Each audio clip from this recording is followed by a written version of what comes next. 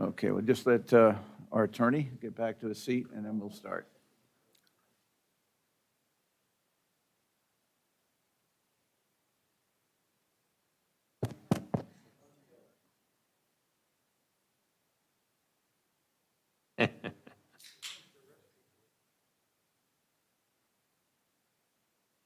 Well, we'll go ahead. We'll go ahead anyway. Good morning. You're in the Board of County Commissioners Chamber, Building 2 in Bunnell. It's November 2nd, 2020. It's about 9:02. And with that, I'll call the meeting to order. We'll start with the pledge of the flag. I'll have Hanson do that. Please join me as we salute our flag. I pledge allegiance to the flag of the United States of America and to the republic for which it stands, one nation, under God, indivisible, with liberty and justice for all.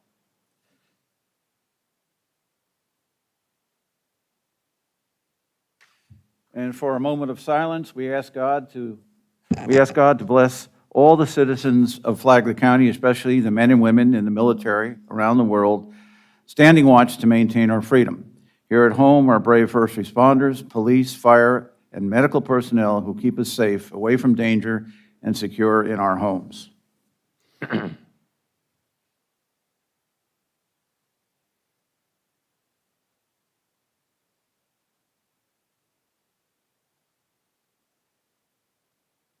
All right, thank you, and we'll get on with the agenda. We have a couple of, I'm going to leave my mask off when I speak because I can't be heard, but we still have the restrictions on having to wear a mask when you come into the building.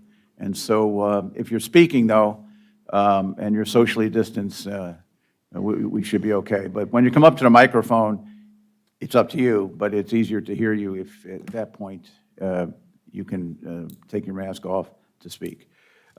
With that, on announcements, additions, deletions, and modifications to the agenda, I want to go through this because we do have a couple. We're going to delete item 4C3, which was Flagler Executive Airport update. So we're deleting that. We're adding in its place, which will now become 4C3, I guess, our clerk of court, Tom Bexley, would like to give us a presentation on Operation Green Light. He's here to do that on the agenda. The addition, I'm going to make this announcement that I'm appointing the appointment of Commissioner Erickson to the canvassing board after the election. He'll be known as an elector at that point. And the reason for that is that Commissioner Erickson, who has done great work for us, will go out of office on November 16th, and there may be some additional canvassing board requirements. He's been there assisting Commissioner Hanson throughout the process. So we're going to extend him as elector for the remaining part of the canvassing board, and we appreciate Mr. Erickson being willing to do that to help us out since he's been on top of this the whole time. One other change on, and I guess I'll have to get a vote on this. The item, I want to make sure I get the right item. Item 7G, there's a couple of changes to the budget numbers, just to clarify them, get them correct. And so those, I asked that we get a resolution, or not a resolution, but a motion to add the changes to item 7G concerning the budget numbers associated with that item. Yeah, Mr. Chairman, I understand that what we're doing is citing the correct funding sources, which were noted in error. So I move that we accept this adjustment to 7G to reflect the correct funding sources for the Marine Acres District Fund 318. Second. We have a second from Mr. Erickson. Any discussion? Seeing none, bring it back to board for a vote. All those in favor signify by saying aye. Aye. Aye. It's unanimous that we're making those, adding those correct numbers and funding sources to the to item 7G, which will come up a little while later. Okay. Some additional announcements. Remember, of course, tomorrow, November 3rd, is voting, 7 o'clock, starts tomorrow. Anybody who hasn't voted, I must say that we've had a lot of people who have already voted in the county. I think around 65% of the possible voters have voted, which is pretty significant. But we still have lots of people out there who can vote, so get out there and vote tomorrow. And then upcoming commission meetings, workshops, and special meetings, we have a few. On Thursday, November 5th, 9 a.m., we have a special meeting. On Monday, November 16th, at 3:30 p.m., that'll be before the regular meeting, we'll have our legislative priorities workshop. It's time for that again. And then there'll be a special meeting for swearing in of the newly elected commissioners. That'll be on Tuesday, November 17th at 4 p.m. So we've got a number of meetings coming up in addition to our regular meetings. So that takes care of the announcements. So we'll get back. Did somebody? Okay. So we'll get back to the agenda. We're now down to item 4. We have no reclamations, but we do have 2 proclamations, and I'll ask Commissioner Erickson to do the proclamation on Veterans Awareness Week. I guess I better be on my best behavior as I'm the least ranked and the only Army person up here on the board. Flagler County Board of County Commissioners proclaimed the week of November 9th to 15th, 2020 as Flagler County Veterans Awareness Week. Whereas Americans owe their underlying gratitude to all those veterans who have sacrificed their health and in many cases paid the ultimate price in defense of freedom. And whereas the men and women of the armed forces continue to put their own health and safety in harm's way to protect our great nation. And whereas the veterans of Flagler County number more than 11,633, of which 875 are World War II veterans.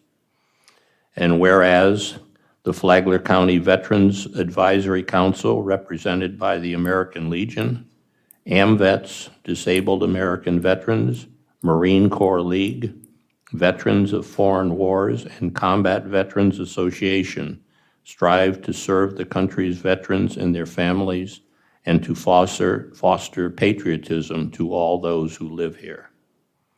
Whereas the freedom that the children and grandchildren of those veterans now enjoy is a testament to the generations of patriots who have served our great country. And whereas Flagler County will have events recognizing these veterans during Veterans Awareness Week, November 9th through 15th, 2020. And whereas the Flagler County Veterans Day ceremony will be held on Wednesday, November 11th, 2020 at the Flagler Auditorium, followed by a Veterans Picnic hosted by the City of Palm Coast as part of the Veterans Day celebration. Whereas Veterans Day is the day we honor all of those veterans who have made their noble sacrifice for freedom. Now, therefore, be it proclaimed by the Flagler County Board of County Commissioners that they proclaim the week of November 9th through 15th, 2020 as Flagler County Veterans Awareness Week, and encourage all citizens of Flagler County to celebrate our veterans on November 11th, 2020, as we honor the valor and sacrifices of those brave men and women. Adopted this second day of November 2020, attested by Tom Bexley, Clerk of the Court, David C. Sullivan, Chair. Yes, if the people are going to accept this, please come forward. Our person. Morning, Commissioners. I'm David Leiden, the Flagler County Veteran Services Officer. Thank you for that proclamation. I'd like to introduce Major Neil McCoppin, United States Marine Corps retired. He's the chairman of the Veterans Advisory Council, and Hank Mangles, U.S. Army veteran, is the vice chair. Gentlemen. And with them is Randy Stapleford from the District 6 Congressman's office. Good morning, Commissioners. Neil McCoppin. a very happy resident of Flagler County for 30 years. I came here very, very young and matured happily. On behalf of the Veterans Advisory Council and the nearly 12,000 military veterans in Flagler County, I want to thank you for this recognition and let you know that we're aware of the support that we get from you on a daily basis. Thank you very much. Nick Mangles, American Legion, and I want to express the gratitude of the American Legion, the Veterans Advisory Council, and all of the veterans in Flagler County for this honor. I'd also like to raise awareness, if I may, just a moment, to the ongoing problem of veteran suicide and ask you the question, do you know, if you were in a position where you could help a veteran, do you know what to do?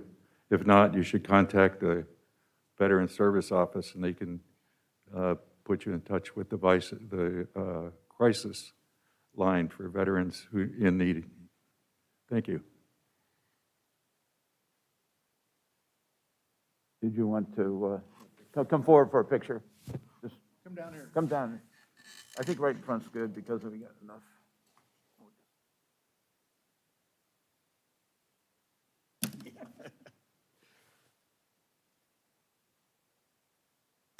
Smile's going to make a big difference. Make sure you do it. Greg's not smiling. All right, thank you very much. Thank you, guys. Great. Look forward to a good event there on the 11th.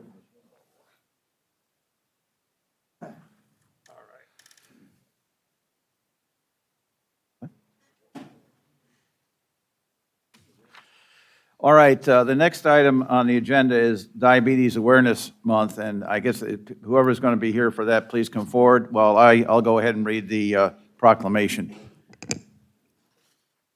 You can just come forward. I'll keep going here.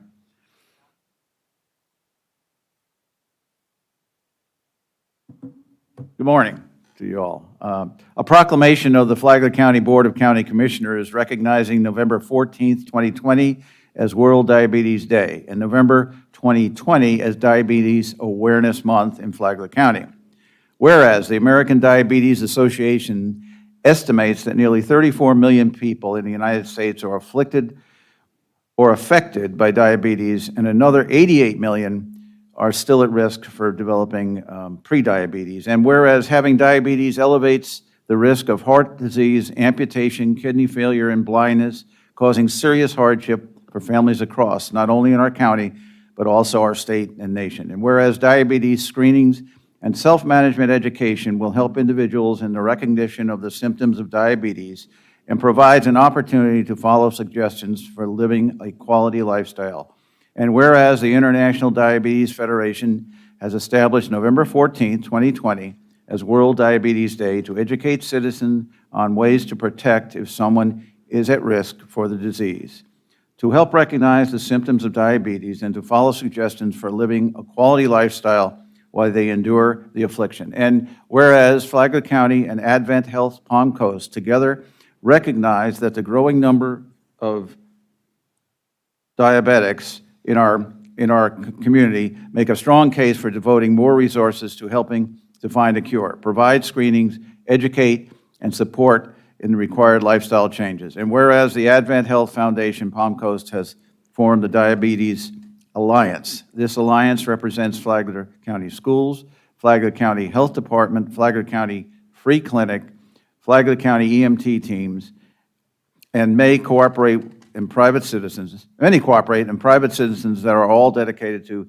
beating diabetes. And whereas the Alliance will kick off November diabetes awareness efforts in Flagler County by flying the Alliance flag, distributing diabetes resource bags, lighting up the town blue, and a logo campaign throughout the county to continue efforts to raise awareness and educate our community. Now, therefore, be it proclaimed by the Flagler County Board of County Commissioners that they hereby recognize November 14, 2020 as World Diabetes Day and proclaim November 2020 as Diabetes Awareness Month in Flagler County to increase community awareness of the risk factors and symptoms related to diabetes in order to improve the likelihood that people with diabetes will seek medical attention to avoid the devastating complications of the disease. adopted the second day of November 2020, tested Tom Bexley, Clerk of Court and Controller, and myself, Dave Sullivan, Chair. Thank you all for being here. Just before you speak, I did forget to get a motion for the previous proclamation concerning veterans. Mr. Chair, I move that we approve the proclamation recognizing this week as November 9th as Veterans Awareness Week. Second. We have a motion and a second. All those in favor signify by saying aye. Aye. Aye. Thanks. Sorry to do that. Go ahead now. Sorry. Come forward. No problem. I'm Laura Gilveri. I am here today on behalf of the Advent Health Palm Coast Campus Foundation. And as most of you know, this is a passion of mine, as my husband, John Gilveri, is type 1 diabetic. And clearly, this has been a unique year for those who battle this disease. I know that we have several representatives here who help combat that every single day, and I will gladly hand the mic over to them. We so appreciate the Commission's support of this important initiative for our community, with about 14% of our population battling this every single day. They are true heroes, because we all know how difficult it is to maintain a healthy lifestyle, especially when battling a pandemic virus. It has become more challenging than ever, I think, for most people. So thank you for all that you do, your advocacy on behalf of this, pushing our representatives to make change in the cost to combat this disease is so important and one of the hot button topics at this time. So thank you for all you do every single day. I'm going to hand it off to some of our amazing Flagler County support, and I'll start with the health department, who have done just an incredible job. Good. Hi, my name is Alana. I'm a registered dietitian, and I teach the diabetes self-management education classes at the health department. So our classes, the main goal is to prevent the complications of diabetes, so nerve and eye and kidney and heart disease. And this is my coworker, Melissa Phillips, and she teaches the diabetes prevention program. So the overall goal is to prevent diabetes, 150 minutes of physical activity, and lose 5 to 7% of your body weight. And both of us are very passionate about what we do. And we've been doing this for I'm almost 2 years now. But yeah, and we're very happy to be part of the Diabetes Alliance team. Thank you. And we'll ask Karen Prather to say a few words, as she has done an incredible job individually, but also every single day our emergency teams are out there assisting people in combating this. Good morning, Commissioners. Thank you. Flagler County Fire Rescue, every patient, or just about every patient that they go to, checks people's sugar. They also make sure that people get the information and education they need to keep themselves healthy. With all the help from all of these people, we are able to do that. So it is something that our diabetics deal with every single day of their life, every minute of their life. Without these type of alliances and support groups, people would be in a lot worse shape than they are already in. So I praise Flagler County Fire Rescue for what they do and for taking care of our citizens here in this county. Thank you. Good morning. Thank you again for allowing us to be here, and these partners behind me are really make a difference in our community. And I'm here just to carry the flag and the sign to ask for a picture with you guys. So can we have a picture? Yeah, we'll do it right. Come on, y'all. Come right here, and we'll just stand up in the back of you. Get everybody on the picture.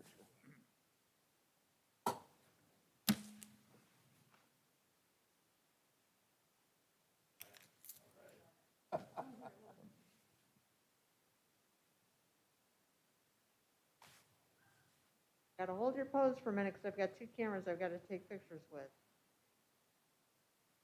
1.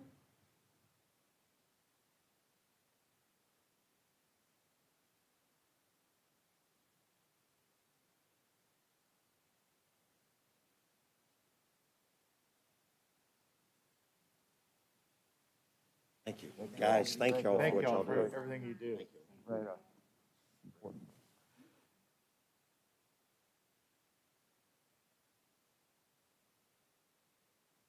All right, well, we had the two proclamations, and now for a very important introduction, I ask Amy Mr. Chair. Lukasik, our Tourism Development Director, and then while she's coming forward, could I get a motion to approve?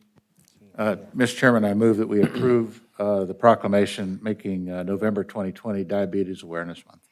Second. We have a motion and a second. All those in favor of the proclamation for diabetes signify by saying aye. Aye. Passes unanimously. Amy. Good morning, Chair and Commissioners. Amy Lukasik, Director of Tourism Development. It is my pleasure to introduce to you our newly hired Economic Development Manager, Dolores Key. Dolores has over 20 years of experience in a variety of economic development roles, and most recently was the Economic Development and Marketing Director for the City of Lake Worth Beach. During her time there, she helped secure a $1.38 million grant from the U.S. Department of Commerce Economic Development Administration grant for infrastructure improvements in Lake Worth Park of Commerce. She also has been with the City of Winter Garden and the City of Palm Beach Gardens. During that time, she also dedicated 4 years on the Scripps Research Institute under Governor Bush's administration. She has been recognized in her industry with a handful of awards and honors and has led an extremely interesting life, including her time in New Zealand as an American Field Scholar, to starting up her own manufacturing plant in Port-au-Prince, Haiti, of handcrafted metal drum artwork, which resulted in over 300 U.S. accounts, including Walt Disney World, SeaWorld, and Busch Gardens. But the most impressive thing that I have found about Dolores is that she is extremely humble, unassuming, and down to earth. I'm excited to have her on our team and a part of our community. These past few weeks, Dolores has been pouring herself into familiarizing herself with the area, strategic partners, community leaders, and all the current projects and files that needed to be reviewed. She has already been involved in facilitating a few leads and opportunities that have come across her desk. With that said, Dolores will take these next few weeks to continue her due diligence, meeting one-on-one with the commissioners and other community leaders. What's nice is that Dolores is a new set of eyes to our area, and she provides a fresh perspective with regards to economic development in Flagler County. She will be back sometime in the beginning of the new year with a comprehensive presentation of her findings, analysis, and recommendations for the board's review and consideration. So with that, I introduce to you Ms. Dolores Key. Welcome. Welcome, Dolores. I'd like to say thank you very much for onboarding me to your lovely Flagler County. It is indeed an honor to be here, and I look forward to working hand in hand with Amy, and thank you very much. Thank you. Thank you, Dolores. And any thoughts? I want to welcome you on board as well. I recently was appointed to the NACO National Economic Development Board, and I would love for you to take part in those phone calls monthly to hear some of it. I would be happy to. Thank you. Thank you. Welcome. All right, well, thank you very much. John, if you just, I'm sorry, you should have read that. It's signed and approved.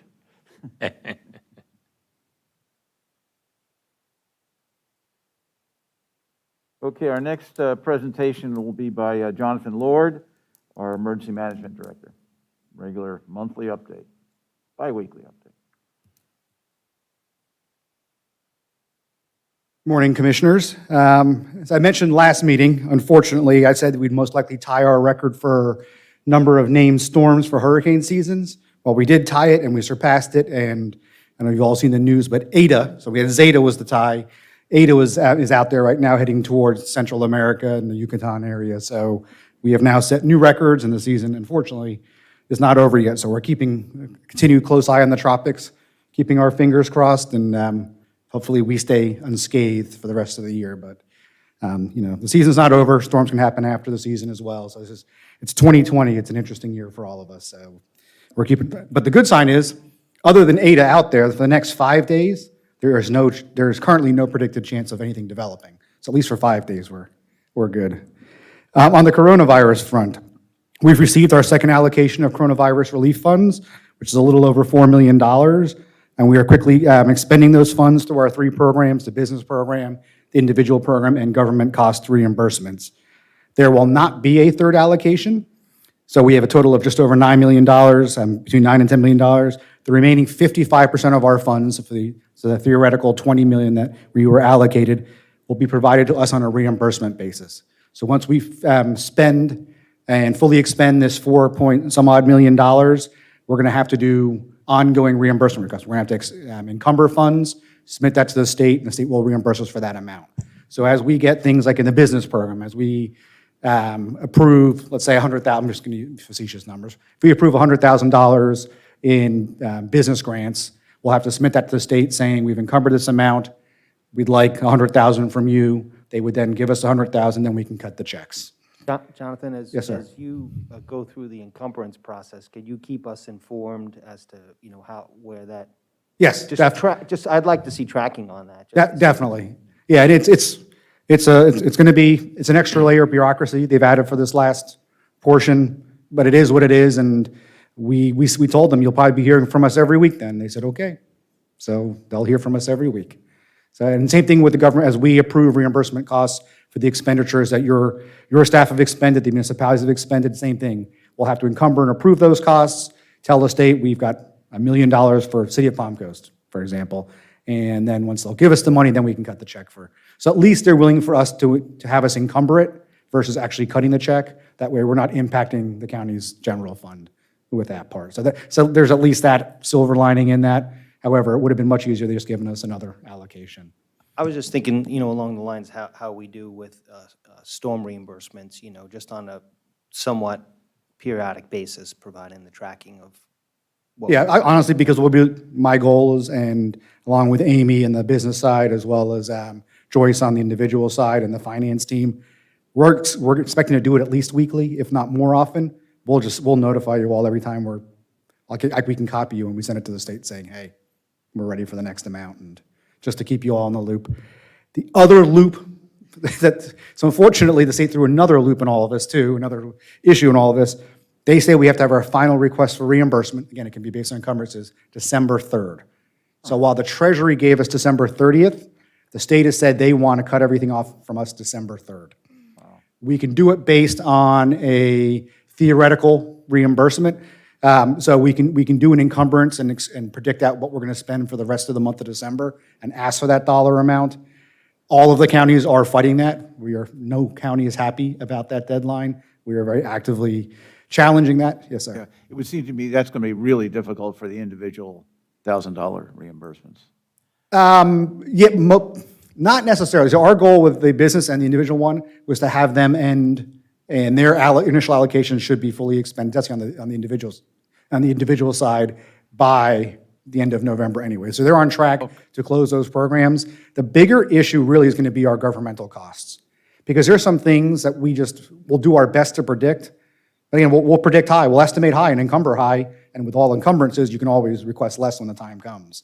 But there's costs such as we have security guards working, and their hours aren't exactly the same every day doing screenings or at some of our other sites. There's costs at the testing site that aren't exact numbers every week.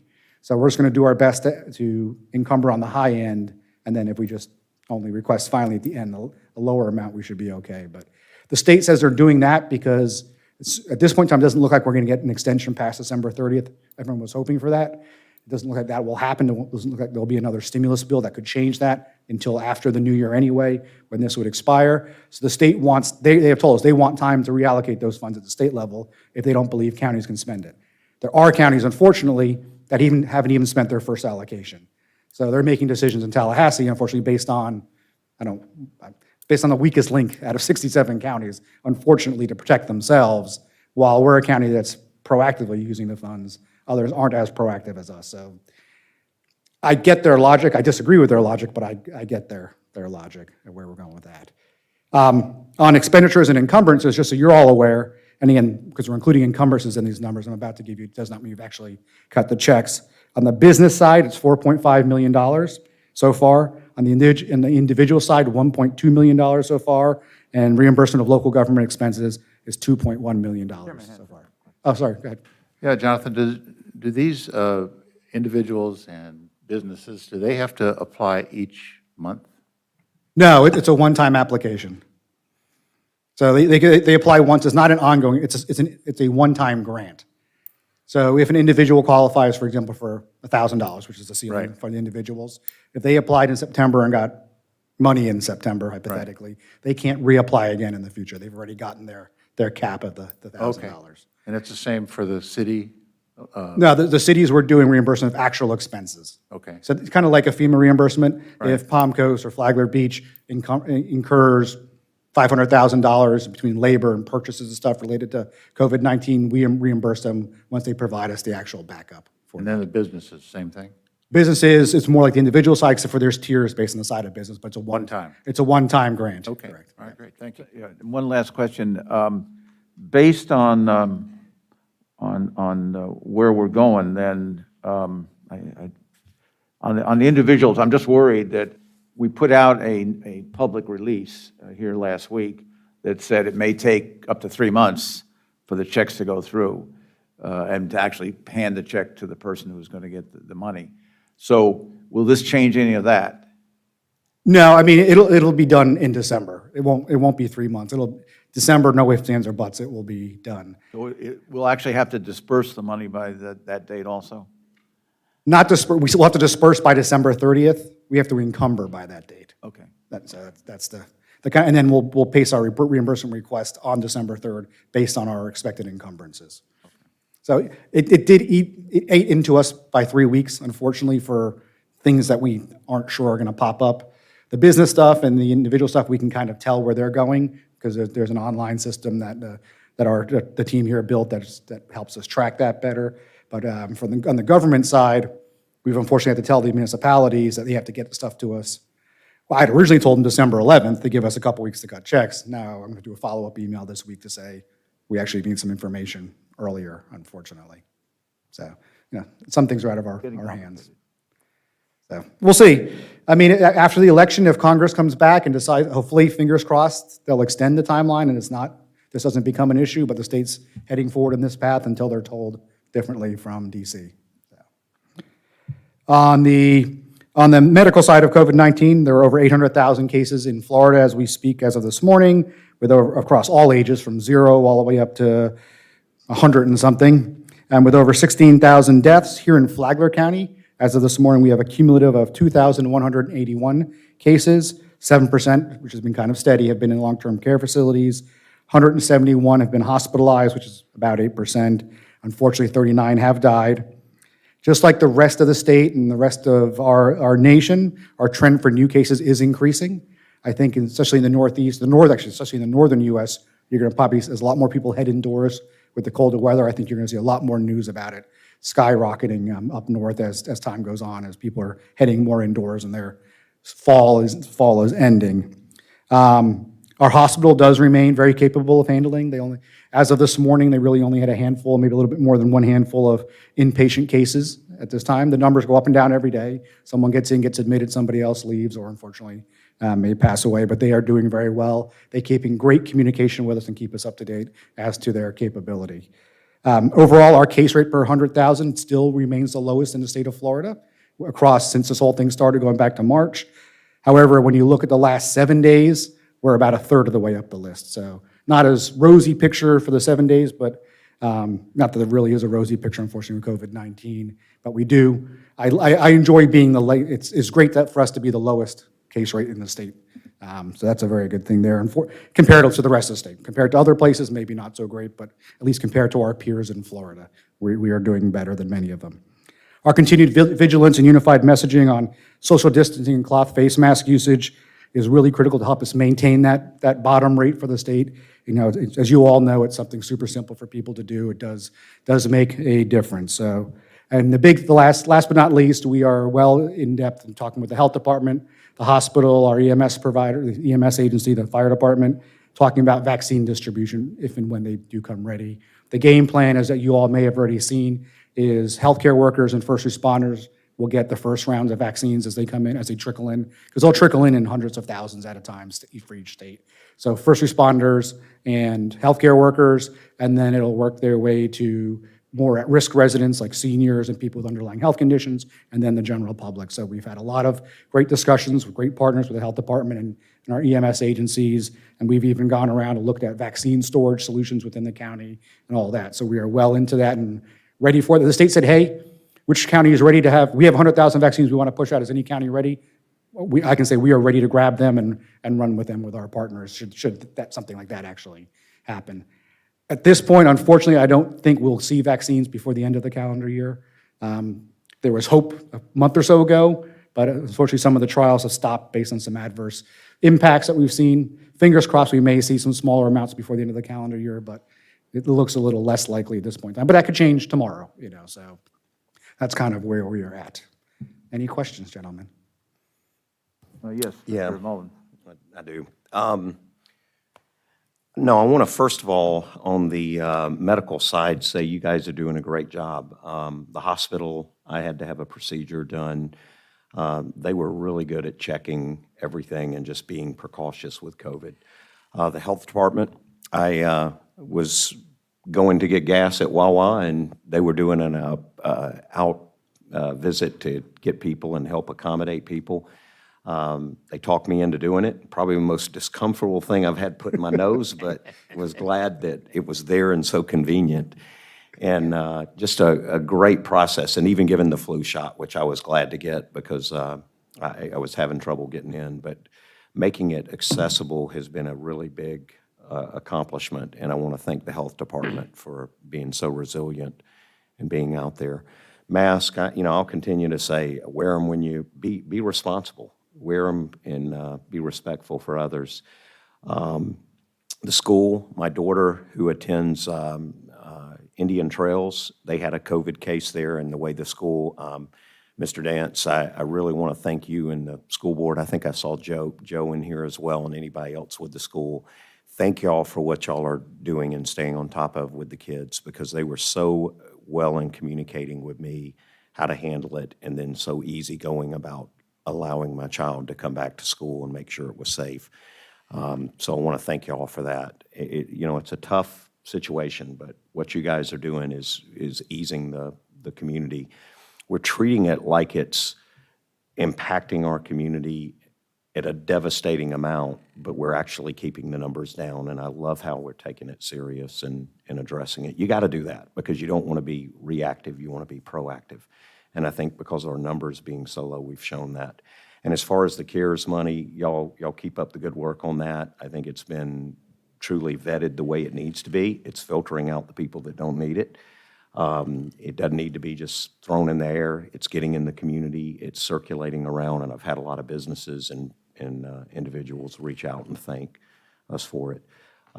We just need to keep communicating with them that it's in the pipeline. But I've heard a lot of positive things, and keep up the good work. And Mr. Cameron, good protocol to go through. I've had a lot of communities saying they've watched what we've done and they're mimicking it.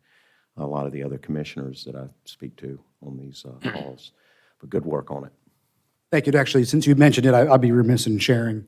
So probably back 3 or 4 months ago, when we were giving out a ton of the cloth masks that FEMA and the state had gotten to us, we couldn't for the life of us find child-sized cloth masks. So we'd been through multiple vendors trying to find them. FEMA was not giving them out. The state wasn't giving them out. We finally were able to get some, and just so you are aware, with the CARES funds, we got cloth child size, so K to 6 size, it's an average range, to all of the private schools, the charter school, and all of the public schools. So in the last week, this week, and hopefully next week, every school child in Flagler County, regardless of whether it's a public school or private school, should have access to a child-size mask, an additional child-size mask. They're little cloth ones, they're smaller. The vendor, for no charge, asked us if we wanted to print anything on it, so we did put the little county logo on it because it didn't cost us anything. So just so you're aware, they're going to start making their way out to the community as of sometime last week when they started getting out. So just so you all know. Let me, can I add something to what Joe said and some of the things that go on around here? Late last week, some of us received a phone call from one of the departments here that a person who was in the office tested positive. And with the help of the Health Department and Karen, sitting back in the office here, we put together that location down at the airport down there and tested all of the people that may have been exposed. It was a heck of an effort in a very short period of time reacting to a potential big problem. But it just shows the commitment of the people here in Flagler County to take care of its own, and when something itches, they scratch it, and they did, and thanks, Karen, and especially the health department that showed up in numbers, et cetera, and no thanks for those nose things up, those sticks up your nose, those hurt. Now, I mean, our partners, again, EM doesn't do the medical side of it. That's why we have our big partner group. Our health partners, EMS, they have been very nimble. As we've had little, like the super spreader event that happened up at the social club and stuff like that, they've been very nimble, popping up extra testing sites when needed to help target special populations. And we've had nursing facilities pop with positives. They've run in with a team and tested everybody in the facility. So, you know, we've got it's an amazing team that I have the pleasure of working with to keep this going. So. All right. Well, thank you, Jonathan. And you and the rest of the staff and emergency management, and tourist development, social services have all had a full plate constantly now for months at a time. So we all thank you very much for your efforts. Thank you. Thank you. Our next presentation will be by Clerk of Circuit Court, Tom Bexley, would like to give us a presentation on Operation Green Light. Thank you, Board. Tom Bexley, your Clerk and Comptroller. Yeah, I'm going to speak to you just for a few minutes on Operation Green Light. This is an initiative we've been doing every couple of years. I think it's annually now. And the short and long of what it does is it provides amnesty for collection fees for outstanding court obligations. And you say, okay, what does it really do, though? Let's throw an example out.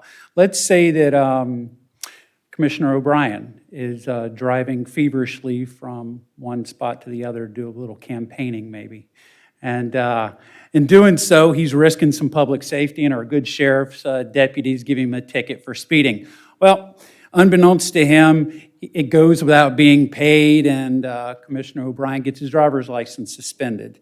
I am statutorily bound to send that obligation, let's call it $200, to an outside collection agency for collection purposes. Well, that $200 obligation turns into $280, plus a $25 late fee, plus a reinstatement fee. A lot of times, a lot of folks in our community either can't or won't satisfy it because of these mounting costs. So once a year for a 2-week period, we give the people who have found themselves in this situation amnesty from those collection fees. So I'm going to take that $280 fee that Commissioner O'Brien has been shouldered with, and I'm going to take that $80 collection fee and I'm going to throw it out. So yes, he's going to have to pay the late fee and the reinstatement fee, but we're going to take some of that hardship off of him and the people of Flagler County. So we will be doing this from November 9th to November 20th. That's a 2-week period. It's going to be just during the week. And we are going to be open late 2 days. That'll be Tuesday, November 10th and Thursday, November 19th. And payments must be paid in person at the courthouse, and I assure you we're observing the same level of care and caution when it comes to keeping people safe. So feel free to come in. Like I say, you must pay them in person, but if you can't get there because you have conflicts with childcare or work or something like that, we do offer some late night hours, and someone can come in on your behalf and pay it. What we will do for that suspension that you have in place is give you on the spot what we call a D6 clearance letter, and then we will clear all the ones that we're able to in our office, and for the ones that we can't, you will take that letter to Ms. Johnson's office and pay her a reinstatement fee, and you will be a licensed driver in Flagler County again. So this serves a twofold process. Getting people back on the road that have suspended driver's license. We talk about this vicious circle or vicious cycle that people find themselves in all the time. We're trying to alleviate some of that cycle they find themselves in. This will also provide, we hope, some additional revenues for a court that is in dire need of revenues. And I'll remind you that several months ago, you gave us an emergency appropriation for $250,000. We're hoping that events such as this will give you and us some relief from the epidemic and that we found ourselves in monetarily. So thank you all. And with that, I'll answer any questions, and I'll ask you one more thing. If you would, if you bless this, I would then communicate with your administration, with Mr. Cameron and his folks over there to post it on your website and maybe put a little signage up in your buildings. Any questions? Yeah, so we'll need a motion to approve this because it has funding associated with it, I believe. No, Is that no right? funding associated. All we need is your blessing. Yeah, this is no we funding love on your those. behalf. Yes, sir. For a change. All right. You have my blessing. Thank you. Okay, Mine too. Mine Okay too. with it? Heartily support it. Okay, we're all Absolutely. supportive of it.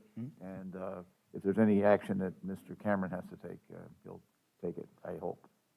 Thank you. And if I may, I don't know if I'll have the opportunity. I just wanted to thank you, Commissioner Erickson, for your service. And I wasn't sure if I'd be able to officially do this before you go. Can't thank you enough for everything that you've done for the people of Flagler County, and we wish you well as you move on to the next part of your life. Thank you. You're welcome. Thank you, Board. All right, thank you. Thank you, Tom. All right, let me just get my mask off. All right. We're now item 5 on the agenda, community outreach, our first community outreach period. This 30-minute time period has been allocated for public comment on any consent agenda item or topic not on the agenda. Each speaker will be allowed up to 3 minutes to address the commission. Speakers should approach the podium, identify themselves, and direct comments to the chair, me. Thank you. First period of community outreach is open for public comment.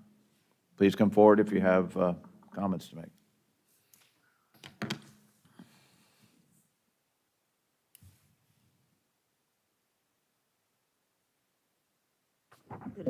Good morning, gentlemen. Jane Gentile-Yude. Your attorney, on October 19th, in violation of county rules of civil procedure, which I sent you, aired his grievance about a constituent during community outreach, which is prohibited under any circumstances. He spent 5 minutes doing that. He made all kinds of false allegations, including that he knew nothing about my goings-on with a commissioner who I've not sent a personal email to since April 18th of this year. I would hardly call that a running commentary. The only emails I sent after April 18th was one in July 19th and another one on August 6th, and that was to pull items from the agenda because he is my county commissioner. Secondly, as far as your attorney saying he knew nothing about what was going on, he has been copied by Mr. Mullins on every threatening email he has sent me since October 22nd of last year. The most recent, I sent a plea to Mr. Hadid on July 19th to stop this behavior. I prepared a resolution. Nobody, Mr. Sullivan, since you're a friend of Mr. Mullins, you refused to put it on the agenda. But let me leave that for a moment. I sent you emails. You're having your closed meeting with Captain's Barbecue. Please make sure you realize that your same county attorney who lies and slanders, and he's going to get sued for that. The only reason Captain's Barbecue wanted that new building was so that they could get their COP SRX license, which are only 15 allowed in Flagler County altogether. It's the most precious liquor license you can have. It stays with the property, and you have to have 150 seats. So they made up this cockamamie deal that the Captain's Barbecue building was no good because they could never get the hard liquor license in that building, and it was a bunch of junk. Furthermore, the original lease that you're being sued over, $71,000 in legal fees, was approved by Al Hadid, your county attorney. He says he approved to form. He's hired to approve everything. He should have told you guys on November 18th, 2018, you cannot approve a license like this because you cannot allow public property to be used for private building for private use. That is why the county is being sued, because they had a good deal going. They were going to get this SRX license, and they've cost you $71,000 to date, and they've gotten $50,000 from the CARES Act for loss of business. You need to tell them to go to hell on your closed meeting. Thank you. Next.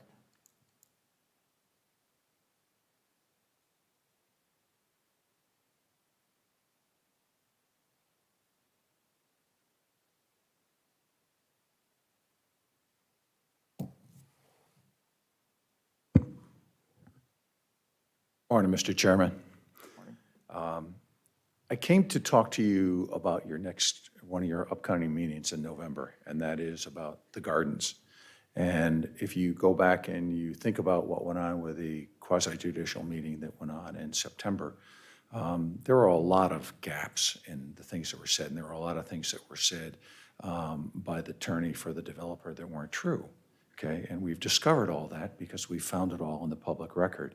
Now, I've sent all you gentlemen the bonds that tell the whole story, and there was indeed a overpass bridge on John Anderson included in the $5.5 million bond.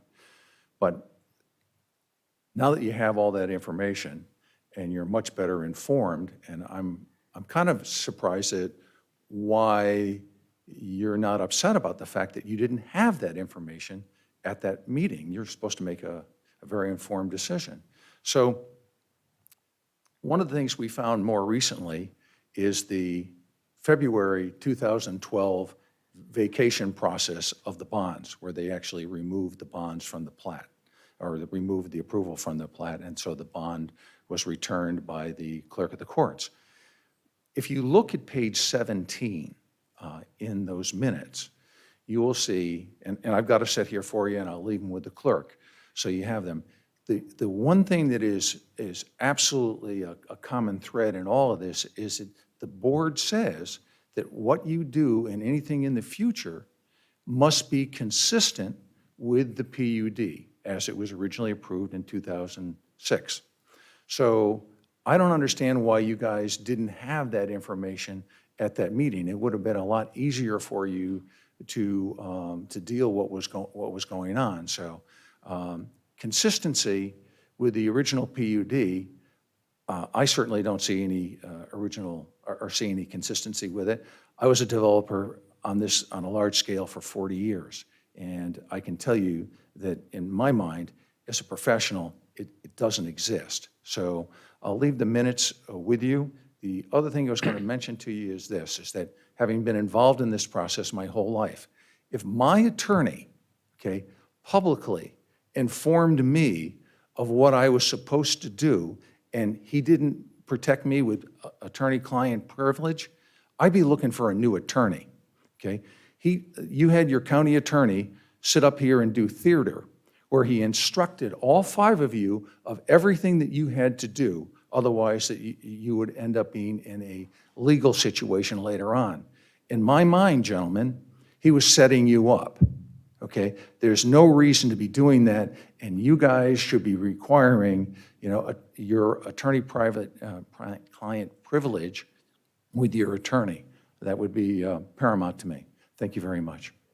Need to give your name. Dennis McDonald. Thanks, Charlie. Next, we still have time in the...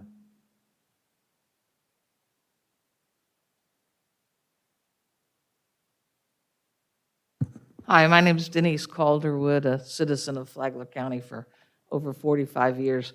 I just want to make a couple of comments, and I'm very concerned, again, no matter what the outcome is of the big day that's coming up, I think all of you gentlemen have to have an awakening, and I'm concerned what the future holds if Vice Chair Mullins becomes the chairperson, and I implore you to do some soul searching to actually think about that because of you all's failure to actually censor Commissioner Mullins about his behavior, his erratic behavior the past months has been inappropriate. It's better now, so I'm glad you're learning, Commissioner. Please don't shake your head. You know, it's difficult enough for citizens to come up here and actually address the commission without fear or without, retribution, which has happened on the internet continually, okay? Commissioner O'Brien, I want to thank you for running a clean campaign and doing what you need to do. But you need to do it for the future, no matter what happens. And, Commissioner Erickson, I want to thank you for being a stand-up gentleman the whole entire time, everything that you have done. As the person who represents the human services and the social services, you've done an excellent job. Chairman Sullivan, thank you very much for listening to the citizens that you had heard about for the individual grants under the CARES Act. I'm still very concerned because the first people who went to those meetings still have not received that $1,000. As a founder of the Flagler County Mental Health Advocates, what was stated earlier today about the veteran suicide rate in Flagler County has skyrocketed. The last 4 cases were veterans. For those of you who don't know, we did a memorial, empty shoe event during Suicide Week, and 103 people in Flagler County had killed themselves. Okay, so that's way too many people. Prior to the COVID thing, 64% of Flagler County residents were in need. Now COVID has happened. We have a service industry economy here because we don't have the jobs. We don't have the big economic development. We went through all of that money recruiting businesses, and not one has actually come and stayed outside of Coastal Cloud. And you see what clouds they've put over Flagler County. Enough is enough. We have to get over what we've done, okay? And I implore you all to make the right decision and use your discretion and your authority not to appoint Vice Chair Mullins, because now he's already looking on the national level, and I'd love to put you on a bus to go anywhere nationally you want outside of Flagler County, okay? Because since last year, our homeless population has actually increased in Flagler County. It has not decreased. And you stated you were going to focus your efforts on that effort, and that hasn't happened. We have more people in need now than we ever have in Flagler County. It is only going to get worse because they still don't have that $1,000. My phone has been ringing off the hook. The other social service people have. Your county social services department is broken, and it needs to be fixed. Thank you. Thank you. Next.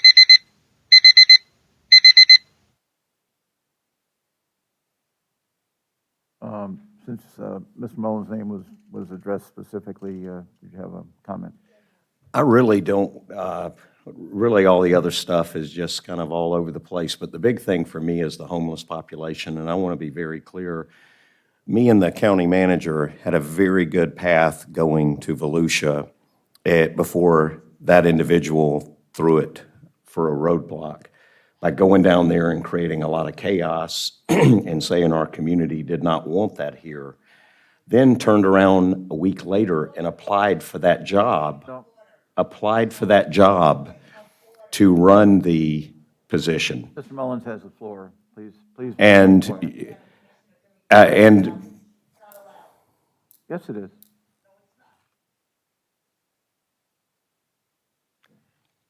Okay, one more comment. and then went down and applied for the job to run it. Mr. Cameron, am I wrong on any of this? Everything I have. Yeah. So my focus is on that homeless. I think our staff has done a phenomenal job. I think between certain people in the county bringing distraction and chaos to it, we'll get this solved, and that's going to be a very big focus of mine this year. So, this isn't political for me. This is people's lives. You don't leave them in the woods. Thank you. Okay, there were no other people come forward for the community, this community period. Okay, I'll get that. But Mr. Deed, Thank you, Mr. Chair. The comments that you heard from one of the speakers about the gardens, because this is not a noticed hearing, it is a quasi-judicial matter, the gardens land development application. You're going to be hearing that, I believe it's set for November 16th. You have to disregard anything that was uttered about that case when it was not time for the quasi-judicial hearing to take in that evidence. So now, that's not, by the way, a disclosure of an attorney-client secret. I instruct you to guide you on the law. The hearing that was referred to in September, the instructions I gave you were public record. I have given them to the Board of County Commissioners. Mr. Erickson knows as long as he sat there, I provided similar instructions. They've been in writing as well as verbally. They are not just for guidance of the board, but they are to allow the public to understand what the courts say as to how we should conduct these proceedings in a way that nobody's rights get violated. I'm protecting everybody's rights. And then a comment by Ms. Yude, something about violating the rules of procedure. I believe I sent it. I'm pretty sure right after she made that claim, she said it in an email. I responded, and it was not a violation of the rules of procedure whatsoever. She totally misconstrued that provision, and I pointed it out. But more importantly, what I was saying was only in response to issues that she had raised, and she chose to leave this meeting not to hear the response. There was no airing of grievances. I think she made a number of points, she always does, but I took the ones that were most legally significant. My memory tells me there were 3, and I said, boom, this was her number 1, here's the answer. Boom, here's her number 2, here's the answer. Boom, here's your number 3, and here's the answer. It was as simple as that. Just for the record, thank you. Thank you, Mr. Hadid. The other people who spoke was pretty much, they made their comments. I didn't see any reason to provide any further information. So with that, we'll get on to item 6, consent agenda. We've got, I'm going to bring it back. No one brought up any of the public comments, anything. So back to the board for any of the consent items in 6 or 7 that you'd like to pull. Mr. Erickson? I have none. Hanson? Mr. Chair, I have none. Mr. Chair, I have none. And I have none, Mr. Chair. Right.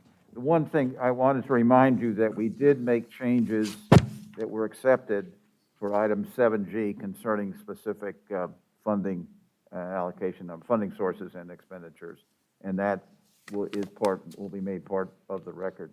So with that, I have no specific items to pull. So I'll bring it back to the board for a motion concerning the consent agenda. Mr. Chairman, I move that we approve the consent agenda to include the modification that was voted on 7G. Second. We have a motion and a second. Public comment concerning that motion. Seeing none, bring it back to the board for approval or disapproval. All those in favor signify for 7G. Signify by saying aye. Aye. Aye. Aye. It passes unanimously. There are no negatives. With that, we go on to general business. Go ahead. Mr. Chair, I want to thank the Board of County Commissioners for approving the efforts that we're doing out of Marineland Acres. That's a huge project. It's absolutely necessity that we get it done. And now we can, with your approval today, we will start work on that in January. And it's a much-needed program. It's a major deal. When you add all the various phases of it And so together. I thank you all for your support on this. Thank you. Thank you for keeping us informed on it in that area and keeping us up on it. so we'll see some, and they did select the alternate too. So, that's- All right, we'll go on then to item 8, general business. And who's going to come forward to make the presentation concerning that? Or is this, okay. This, I'll just, as she comes forward, or whoever's going to do it, this is the approval of negotiated contract with Ajax Building Company, LLC, for construction manager at-risk services for the Flagler County Sheriff's Operations and District 3 facility. Good morning. Good morning. This off. Good morning, Commission. My name is Holly Durrance, Purchasing Manager for Flagler County. I'm here today to ask you all to approve and consider and approve the final negotiated contract with Flagler County Board of County Commissioners and Ajax Building Company, Corporation rather, for the construction manager at-risk project for the new Sheriff's District 3 Facility and Operations Center. Do you have any questions about the final negotiated contract? Any questions? I don't. The big, and Mr. Mullins, I didn't want to cut it off anybody. No, I just wanted to make a statement, but I don't have any questions. All right, well, in reading through the material we had, Ajax certainly has a lot of good projects that they've done previously in the state, in the law enforcement area, I think. So that gives me some assurance that it'll be a good project. And I think it's great that we've gotten to this point, and I just want to see some dirt moved out there and get the building started. Move it. Oh, you go ahead. I just had, it was more of a question. Okay. I know you No. have a statement, but I have Yeah, a no, question. you go ahead. So, You go ahead. if I, where do we stand from, the projection is completion in November 22? It is a 24-month contract. So, yeah, it's 24 months from execution would be, yes, about November of 2022. But we're going to do everything we can to fast-track the project as well. Is that where it's been for a while, that timeframe, the date we've been working with? It's always been the 2-year period. It has gotten pushed a little bit back and forth because of the just the changes in the project over the last year or so, and the movement from the different locations and everything. But we've always been on that 2-year projected path. So the only other thing I will say is, and I've told Mr. Cameron this, that this needs to be probably the highest priority, one of the highest priority projects that we have, and it cannot have any delays at all. We have to put all the resources towards it to make sure that we get this thing done as soon as possible, because there's, many impacts to it, not just the sheriff's operation, but, space that's being utilized in other areas, the courthouse here, that we need to get, freed up and move back to to normalcy. And so, Commissioner, that November date is a worst-case scenario. We are attempting to fast-track that, and we anticipate that we'll be able to beat that by a number of months. great. I mean, that's what we need to do. And I would like to say also that we're very fortunate to have this company, and the staff did a wonderful job in negotiations with them from their original RFP. We ended up being able to save right around $100,000 through the negotiations, so that's a credit to staff. I just found it encouraging, Holly, that Ajax participated, even without this, our voting to accept them. The fact that you were able to work with them and they've been involved right from the start, I think that's a good sign. A They very have good been. sign. Yeah, that's a very good sign. They have been. Mr. Mullins? Yeah, I want to say, about Ajax and about the whole process. I've looked over real thoroughly their background and their history, and am really impressed with them, how they've come at budget on many projects. They've done a lot through Florida, including real close to us. You guys have obviously done a lot of homework and negotiating and sitting there at the table with them. Opposed to the first building that was built here in Flagler County, it was a lot of mom and pop approach. whereas this has been really top-notch and professional, and I want to give you guys credit in finance because of the numbers and keeping them right where they need to be. And then, Mr. Cameron, you and Mr. Hadid, to thank you guys and all the staff for really vetting this company. This is top-notch. I mean, I've done a lot of building projects, and these guys are some of the best that I've seen in any field. Just their reputation and what they've done, their track record is really good. So to look at that and see it, because our sheriff and our sheriff's employees have gone through a lot. They've been homeless for many, many months now. And to be able to offer you guys a state-of-the-art facility like this, it shows our commitment to support and fund law enforcement in this area. And I'm proud to be a part of that. I'm very thankful that I serve with 4 other commissioners that hold that value, and that principle is strong. So I just want to thank all y'all and tell you I'm impressed with it. And keeping this project on time within budget is our main concern over the next 2 years. So Yeah, good luck with them trying to give y'all change orders. Y'all wear them out. I would. we're ready. Yeah. Another major milestone today, we're about to vote on, and of many that have come along from the beginning of this whole situation. So the sheriff's here and would like to make a comment concerning this, since he's going to be eventually living there.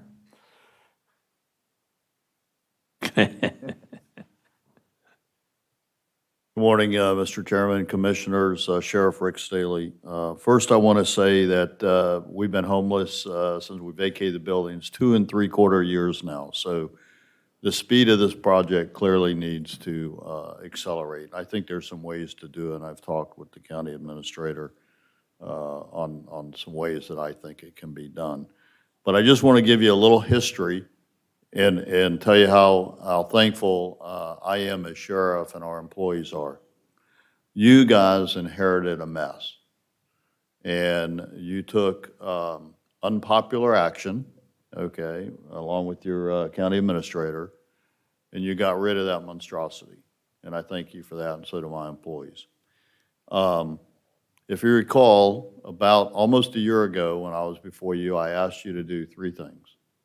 I asked you to do a space study, to select an architect that's core business is public safety, predominantly law enforcement buildings, and a contractor to manage this project that also had a core business of public safety buildings.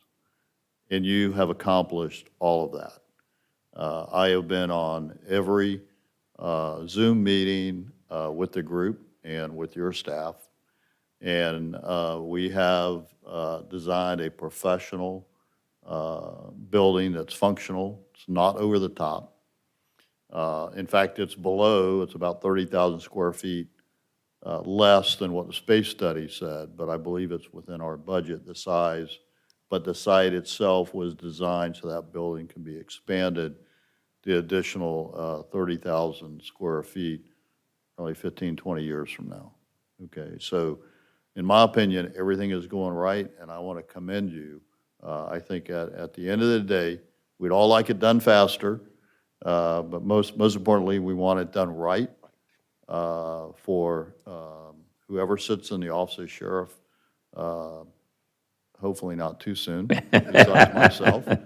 But, you know, as a sitting sheriff, it's my responsibility to work with you and your staff to make sure that the decisions that are made today that are going to affect this agency for the next 40 years, probably long after I'm off this earth, are done right. And so I just want to commend you and the staff and the whole team, because I think you are accomplishing a very significant project that will enhance this community for a long time to come, and you're doing it right. So thank you. Thank you. All right. Do you have anything else, or John? Okay. All right, then I bring it back to the board for a possible motion on item 8A. Mr. Chairman, I move that we approve the negotiated contract with Ajax Building Company for construction manager at risk services for the Flagler County Sheriff's Office Operations and District 3 facility. Second? We have a motion and a second. Any further public comment, or any public comment concerning this? See no one arise. Therefore, back to the board. Any further comments before we go ahead and vote? All those in favor of item 8A for the approval of the negotiated contract signify by saying aye. Aye. Aye. It's unanimous. We'll go forward. Thank you very much. Let's hope everything goes smoothly. Done. Good job, Rick. We have no public hearings, which is, thank you all. We have no public hearings scheduled, so we now go back to item 10, additional reports and comments, and first up will be our county administrator, Mr. Cameron. Thank you, Mr. Chairman. Another piece of good news, I was just informed by a tax collector on their annual turnback. They are presenting us with a total of $1,134,442 coming in to our funds as revenue. This is nearly $400,000 above what we projected and budgeted for. How did that happen in the middle of COVID? All of that credit goes to an outstanding tax collector. She has consistently provided a level of efficiency and customer service that is causing people to come from counties all over. And with the close down of South Florida during COVID, she was able to accommodate for license tags, for concealed weapons permits, a vast number of people that was unable to get those services in other places, and she was able to provide those here. We are indeed fortunate to have someone of her caliber as our tax collector. She is not only has those sorts of skills herself, she has infused her department with those. I've had the experience to deal with a number of her employees in the Leadership Academy, and I can only tell you that it's first rate, and the value system that they work off of is second to none. She is willing to sacrifice for the good of the overall complex at any time, as evidenced by she shut down a good part of her operation when the turnout for early voting was substantially more than was projected, and she wanted to open up those parking places to facilitate that voting. I think that any county would be proud to have her and her operation in their county. We are indeed fortunate. I just would like to express my appreciation also to our employees who, without grumbling, gave up their normal parking places during the early voting and parked over at the courthouse and the EOC, opening up the largest amount of reserved parking places ever for people coming to vote. Very, very successful. Staff did a wonderful job of getting clear, easy access into those areas. So staff, once again, has risen to the occasion, and you are very fortunate to have them. That concludes my remarks. Could I just add a couple of remarks? One, our tax collector was also responsible for opening that second office in Flagler Beach, which certainly took the pressure off all these people at this particular location. And also in the past year, 2 years, she implemented that program with the short-term rentals collection of the fees that were owed to us by all of the individuals out there. And those were some good additional accolades to our tax collector for the job she does for us.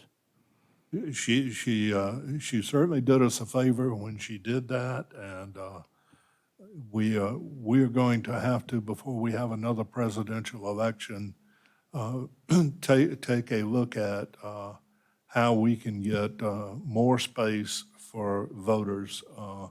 It's really unacceptable for people to stand in line for 2 hours to vote, and that's going to fall up on us to provide that space.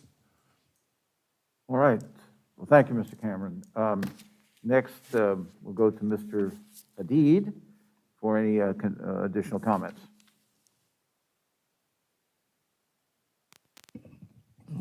Okay, first I want to address the Dunes project. We still are proceeding in the ways that I've described before. What I've put up on the screen for you to see is the project that's ongoing now in St. Johns County, Army Corps project. So you'll note the features about that project where they're putting the sand on the beach and diking it up to build up the beach. Now, one of the reasons that I chose this, aside from being a good depiction of what we might expect, is that St. John's is now about 30% complete with their Army Corps project. This is an Army Corps project, just like ours. If we go back a ways, in the earlier part of our efforts, we were very much ahead of St. Johns County. And I'm glad they're where they're at. It's not a comment about that. It's that our problems with the easements have really thrown our schedule off. So I've got another photo just to give people an idea of what this will look like. And so there you see a dozer that's pushing that sand up to build that beach. And that's essentially what they're doing. Interestingly enough, during the same period of time, literally the reporting, I got these pictures. This came out of the St. Augustine Record. They did a story about how well this project is going. And the same people that talked to us, Jason Hara and the others from the Army Corps, obviously are involved here. So we're really proud of the progress they've made. They're our partners too. But at the same time, there was a series an article from the St. Augustine Record about a private effort by some homeowners, well-meaning homeowners, to use an alternative technology of using geotubes to solidify their beach. I don't know if you remember those kinds of discussions. There were people trying to get them to do it here. Basically, it's kind of like strong canvas materials that are filled and then used as a kind of coastal armoring. They're allowed, you have to get a permit. If an owner does it, they've got to agree to maintain it. Well, they had serious collapses in Ponte Vedra that made the beach actually unsafe. I know that was, there were some people that are attempting to get us to do that in Flagler Beach. I don't know how many of you were lobbied about it. There are some efforts at county administration and then through me in terms of the legal angle, but I'm glad we didn't go that route. So anyway, we're still proceeding and hopefully we'll get those easements that we have outstanding through the GoFundMe group. And then, of course, we have our pending proceedings against the one owner who has the two remnants. Okay, so that, unless anybody has any questions, I'll move on. Sure. No questions? Okay, next, I gave you an update on the ethics cases that we've prosecuted, or not that we prosecuted, but that now the Attorney General is prosecuting because they matured into judgments by the Ethics Commission. Well, now that those cases, all three, have reached almost that endpoint with the potential defaults that will result for Mr. Richter and Ms. Weeks, and then we've got the contempt action pending against Mr.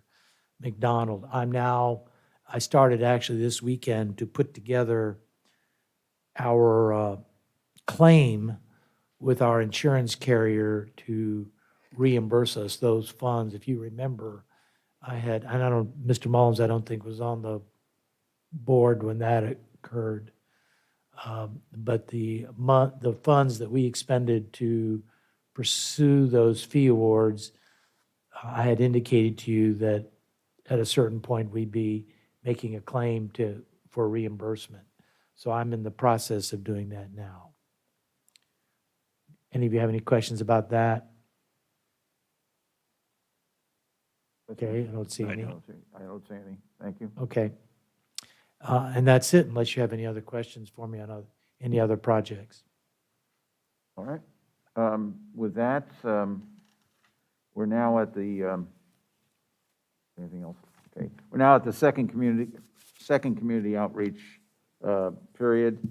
This 30-minute time period has been allocated for public comment of items not of the agenda. Each speaker will be allowed up to 3 minutes to discuss, to address the commission. Speakers should approach the podium, identify themselves, and direct comments to the chair. So now we have the second community outreach period is open. Please come forward if you have some comments and identify yourself. Paul Harrington, 1769 North Central Avenue, Flagler Beach. 8-9 months ago, we talked about the possibility of a sea level committee that would start focusing on the issues that we're facing. And I just wanted to let you know, being on Central Avenue and doing a lot of kayaking around the intercoastal waterway, we see a lot of the effects, and we've had a lot of effects this summer with saltwater intrusion. Our property is a classic example. We're 22 feet above sea level on Central Avenue. The back of our property is 3 feet below sea level. The back of our property is getting a lot of salt water up in. A lot of the plants are dying because of the saltwater intrusion. And we see that a lot in kayaking around the area. So it's an issue that's in front of us, and maybe we should pay attention to those. Okay, thank you. Next.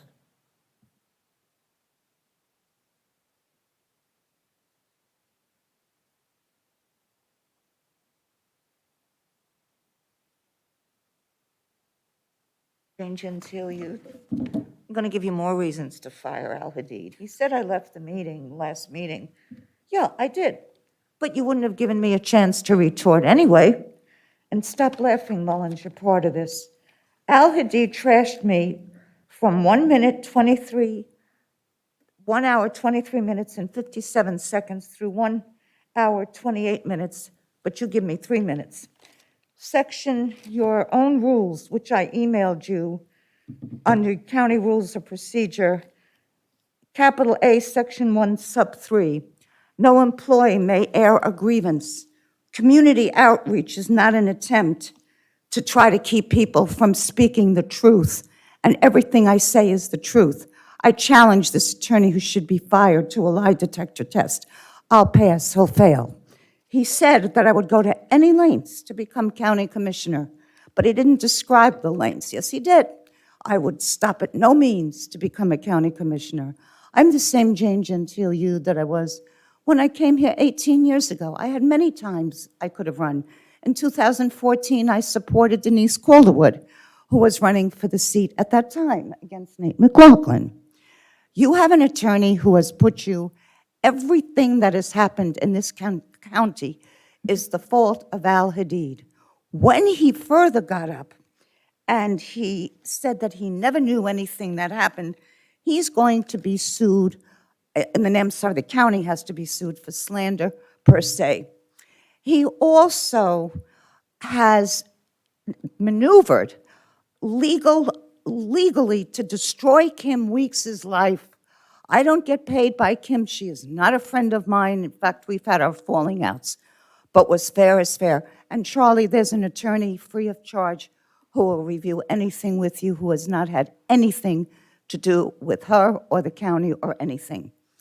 To have people, to convince people to hang on to a judgment for monies for reimbursement of legal fees that they never spent is illegal, it's sickening, it's terrible, and any lawsuit in court would be overturned.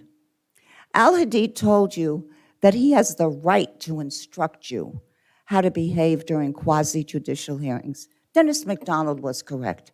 He works for you. An attorney can advise. He cannot instruct. His exact words were, I instructed you what to do during a quasi-judicial hearing. He has been county attorney the second time for over 15 years. He has never instructed the board on any other quasi-judicial hearing. I totally agree with Dennis McDonald. He was sitting here trying to help Mike Chimento build up a law case by warning you not to listen to the citizens. He ought to be fired. It's about time you knew it. And as far as Bing's Landing, read what I sent you. Read what I sent you. Thank you, thank you. Next.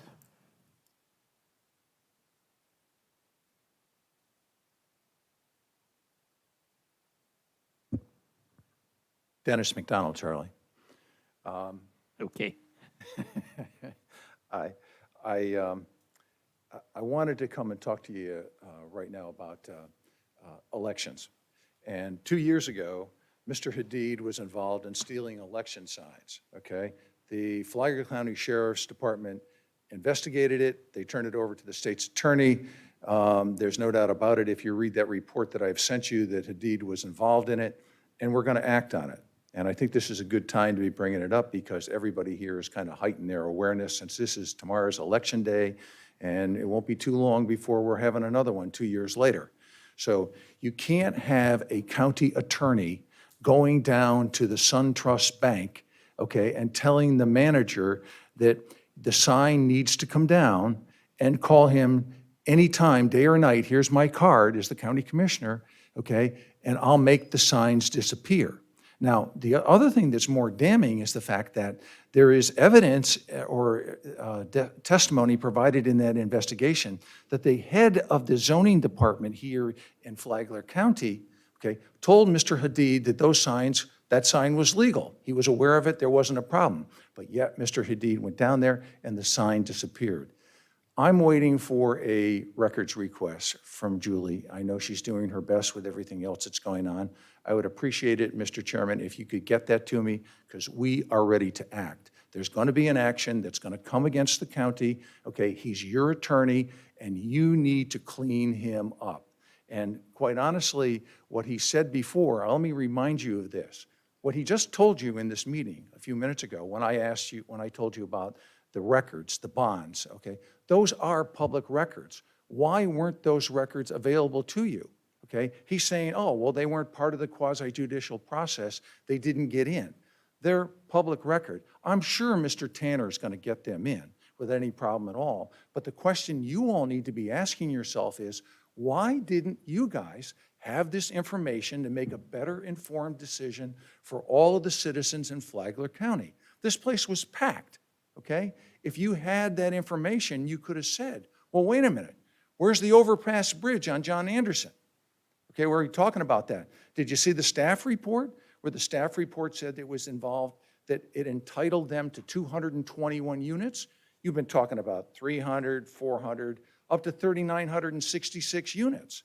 This is a game, and you're being played, and you're being kept in the dark with information. All I'm saying is that you may very well come to an understanding at some point real soon that the county commission that was from 1998 acted properly when they relieved Mr. Hadid of his duties. And it's going to come soon because you can't have an attorney being involved, the county attorney being involved in the election process, taking down signs. Thank you, gentlemen. Appreciate the opportunity. Thank you. Next.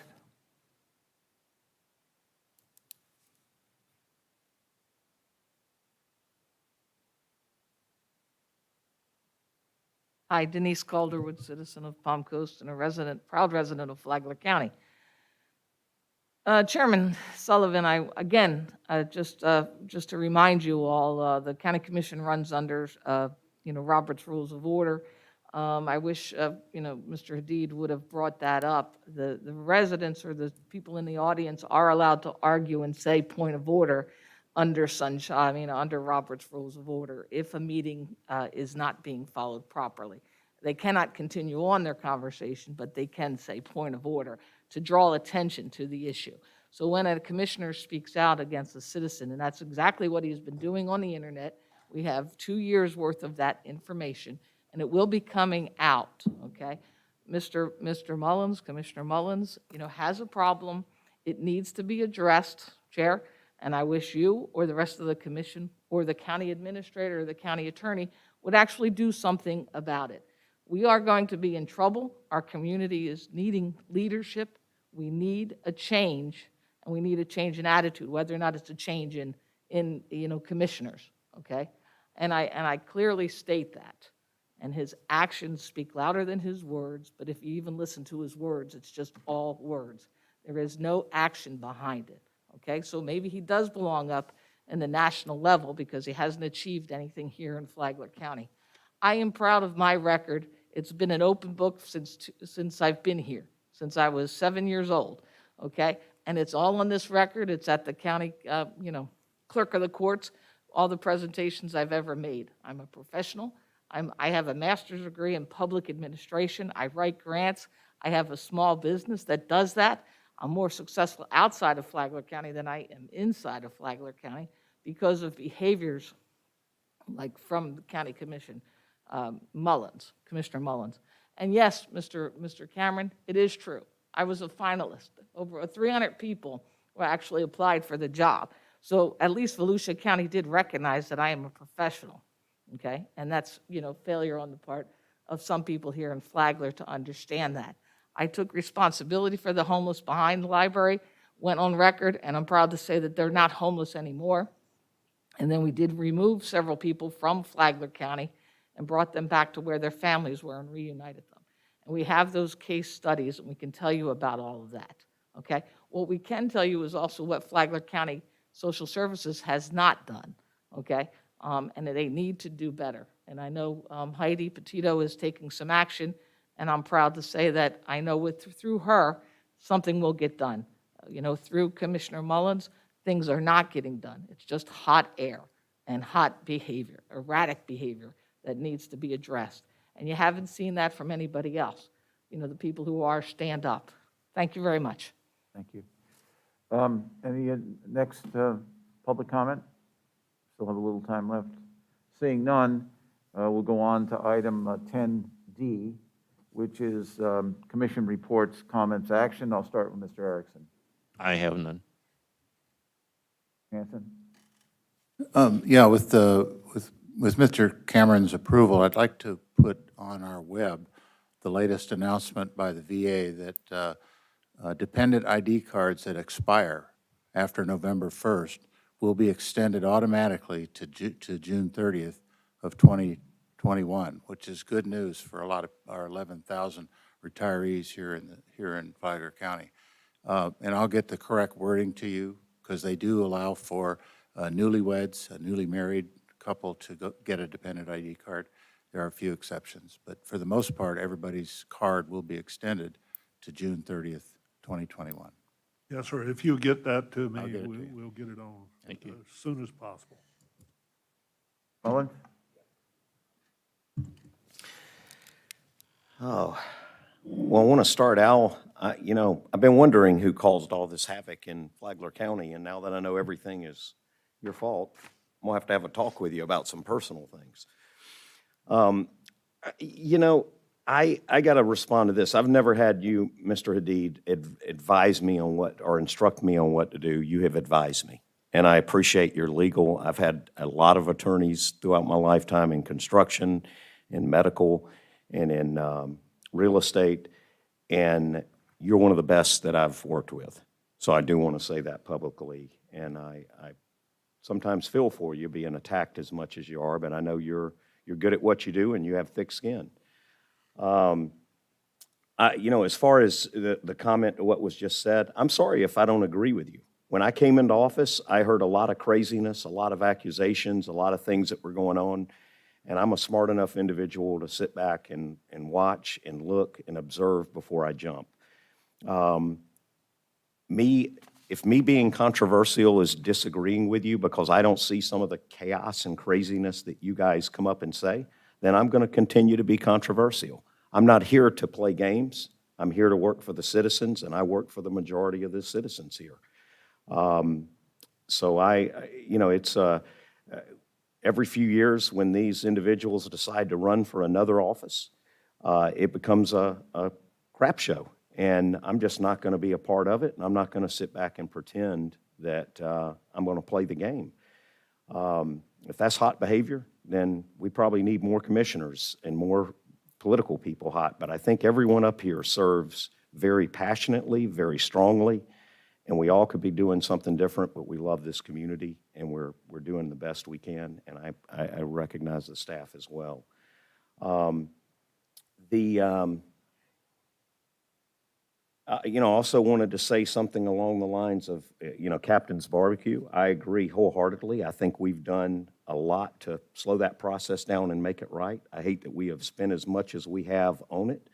I know that there's some candidates running right now that are very pro-captains that are being supported by it. And I think we're doing I think we're doing a great job handling that. And unfortunately, we are where we are, but we're continuing on. The comment about the public and for private use of the parks, I don't know when you rent a picnic, and you can correct me if I'm wrong, but if I personally rent a picnic facility out there, that's private use. So I don't know where that statement, how that merit. I try to understand a lot of this stuff, but some of it I'm just baffled by. I also presented the last meeting a stack of emails that was almost a bound of paper by one individual that has kept our staff busy. And I'm going to research again the past 30 days and see what it is. I'm being told by many that it's even bigger. And this is county money. This is facility. You guys have a lot of work to do other than to be spun around and done that by someone unhinged. I want to recognize a couple of events. The Blue Knights event that we attended, it was a beautiful event supporting a memorial of law enforcement. It was out here outside the county building, and that was yesterday. I was joined by several other commissioners. Commissioner Hanson, you said some very honorable words about our law enforcement, and I know it's very emotional and passionate, but I respect what you said there. Supporting them and being there when you serve the community and serve the country, you and Charlie and Dave both, that's an honorable thing. You guys make me wish I had the opportunity to do it, and I unfortunately didn't, but for personal means, but I'm thankful for y'all and the path y'all did. Thank you. The turtle dedication, me and Commissioner Hanson got to go to that. That was a beautiful thing over at the courthouse. Those turtles are interesting, and they're really giving some character to our community. I want to thank tourism for that. Elections, Mr. Cameron, I have a stack of emails or messages here I'd like to put into record of people. It was said that the event Sunday or Saturday kept people from voting and kept people from electing. This is a stack of them. This is not just two Democratic people sitting out there taking a shot at it. This is a stack of our community, and I want that to go into record, stating how patriotic that event was, how people were flowing, they never saw anybody, and some of them are Democrats. Some of them are on the other party line, and they just said the unity there was incredible, and seeing thousands of cars out there was unbelievable. We'll make those part of the record. Yeah. So I just want to say that I know we're doing some construction. I don't know that there's ever a good time, but I have not heard of anyone saying they've had a problem getting in. The lines are concerning, and I think that needs to be our focus. But we had a record number of votes Saturday, more than any other day at the SOE. I looked into that. So that was a great job. And I think we've got to have more parking out there, and you're doing it. There's never a great time. Also, like to finish up real quick on the River to Sea. We had our meeting. We're getting ready to do our next year's agenda items, and Flagler County has several. I think staff seems like they're on top of it. One thing I'd like to throw out there, and from seeing this weekend, just all the use this facility is getting, because we're growing, we're becoming a bigger community. We're about to have a sheriff's office out there. I would really encourage and love to see us get a traffic light out there at the courthouse at the entrance.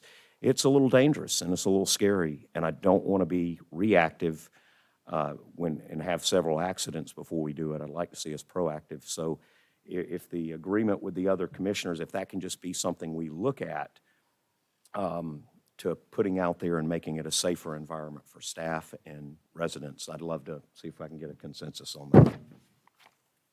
All right, Mr. O'Brien, I'll go back to your point. Thank you, Mr. Chair. I wanted to just comment on something that Ms. Calderwood talked about with social services.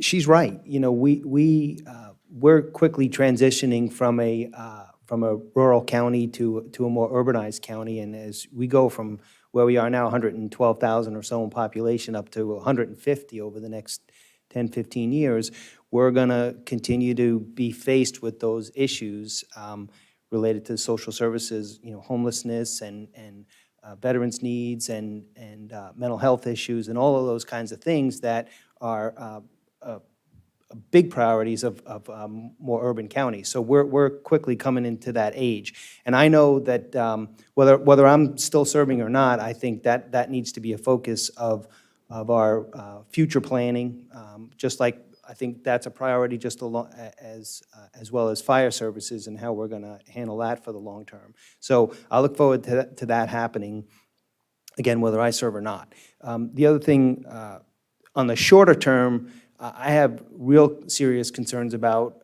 and we don't really know yet, but you know, the impact of COVID, again, on mental health issues, suicide, evictions, you know, legal kind of issues. Those are real issues that we're going to be dealing with over the next year or two as this thing shakes out. So I don't know what it's going to consume from a resources standpoint, but I think those are things that we're going to be faced with. And the last thing I just wanted to comment on is, you know, my wife has worked for the tax collector for many years, and so I get a little inside baseball view as to what happens in that department. And Ms. Johnson's leadership is really incredible, and I just wanted to put my 2 cents in about that. You know, you can come here and see her out front talking to people in the rain, you know, directing them in the right direction. And so, you know, her heart is always, you know, for Flagler County first. And my wife tells me on a daily basis how people come from all over the state of Florida to come here, and they have during COVID because they knew they could get reliable services. And,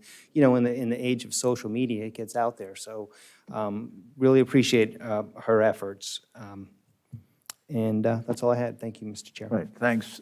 Just for me, I'll follow up on a couple items that were brought up, but I wanted to say that just so everybody knows, we do a lot here in the county already on social services. At the last meeting, we approved a number of items of funding for various parts of our social services, what we provide for the whole county.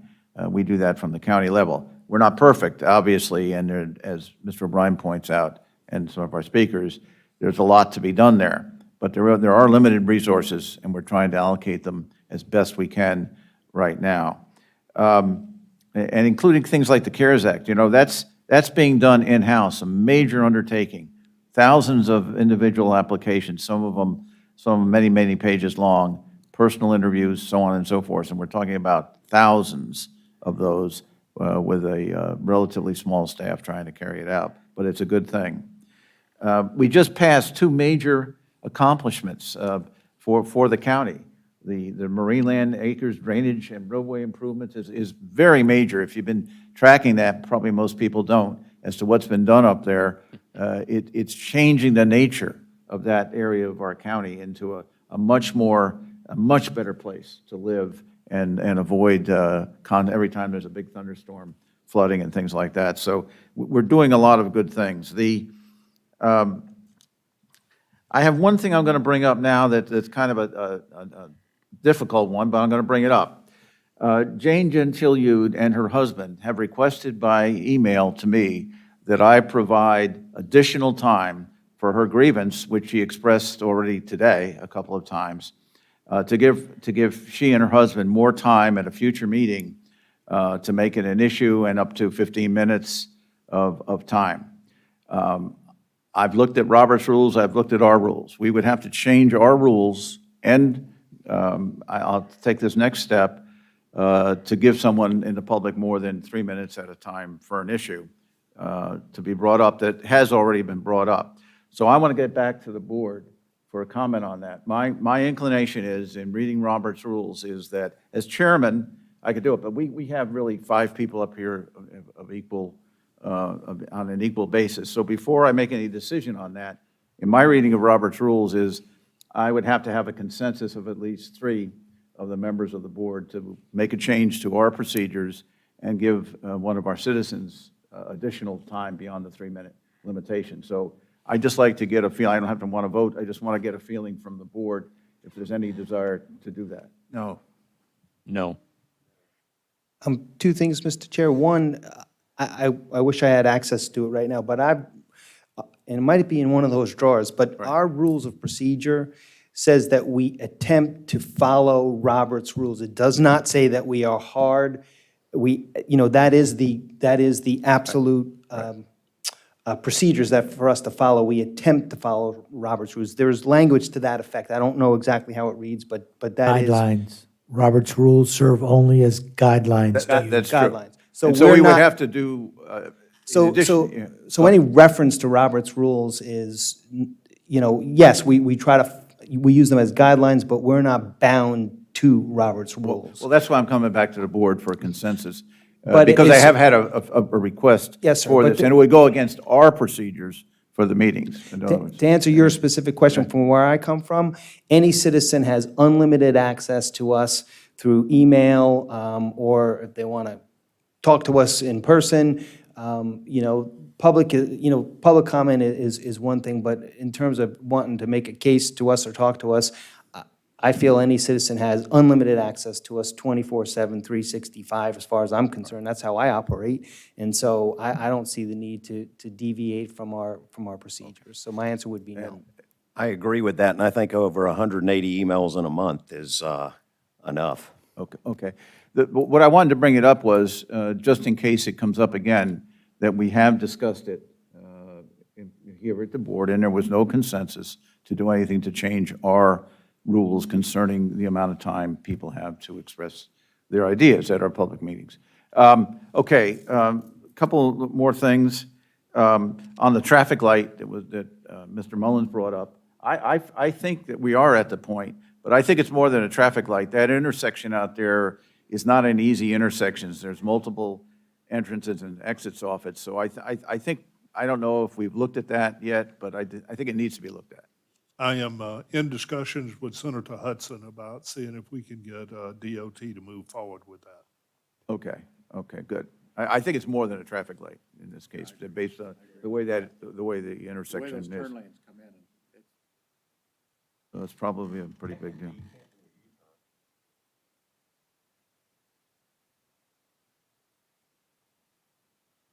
But then finally, remind everybody that tomorrow is Election Day. We still have lots of people in the county, in spite of everything. We haven't voted yet. We want everybody to get out and vote if they possibly can. It'll be at all the precincts. We got, I think, some duplications, but we got about 24 precincts in the county where people can go vote.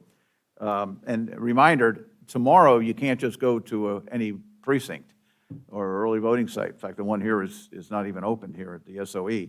You have to go to the precinct that you're designated to vote at, or they'll let you vote there. You'll have to go to your precinct in order to vote. We have, I want to remind the board again, we have an important special meeting this Thursday, November 5th, 9 a.m. That's only 2 days away. So make sure everybody gets here Thursday morning for that meeting. And I think that's about it. Anything for, I want to be careful before I ask for it. Anything else from Mr. Cameron or Mr. Adid? Okay. With that, I'll ask for a motion to adjourn. Mr. Chairman, I move that we adjourn. Second. We're adjourned. Yay. Huh?